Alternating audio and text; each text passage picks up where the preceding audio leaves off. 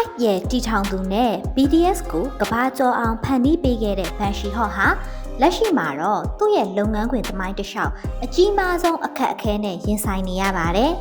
။တောင်ကိုရီးယားအာဏာပိုင်တွေကသူ့အပေါ်တရားဥပဒေအရအရေးယူဖို့ပြင်ဆင်နေတာပါ။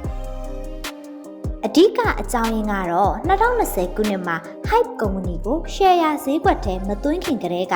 လုပ်ငန်းပြင်ဆင်မှုတွေရှိနေလျက်နဲ့ရှယ်ယာဈေးကွက်မှာစည်ရင်းသွင်းဖို့မရှိသေးဘူးဆိုပြီးရင်းနှီးမြှုပ်နှံသူတွေကိုလိမ်လည်လှည့်ပြားခဲ့တဲ့ဆိုတဲ့ဆွဆွဲချက်ကြောင့်ပါဒီအတွက်ရဲတပ်ဖွဲ့ကနေတဆင့်သူ့ကိုဖမ်းဝရမ်းထုတ်ပေးဖို့တင်ပြထားတာဖြစ်ပါတယ်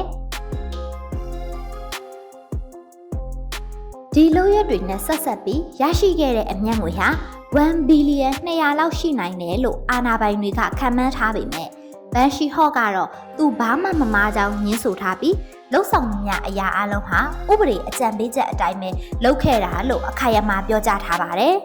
။ဒီအမှုဟာလားနဲ့ချီကြာမြင့်နေပြီဖြစ်ပြီးကုမ္ပဏီရုံးခန်းတွေကိုဝင်ရောက်ရှာဖွေတာတွေသူ့ကိုပြပထွက်ခွာခွင့်ပိတ်ပင်တာတွေအပြင်လူမှုရဲ့စောင့်ကြည့်မှုတွေကိုပါခံနေရပါတယ်။ဘလို့ပဲဖြစ်ဖြစ်ဒီအဖြစ်အပျက်က K-pop လို့အရှိန်အဟုန်နဲ့တိုးတက်နေတဲ့လုပ်ငန်းတွေမှာကြုံတွေ့ရလိမ့်ရှိတဲ့ပြဿနာတစ်ခုကိုပေါ်လွင်စေပါတယ်။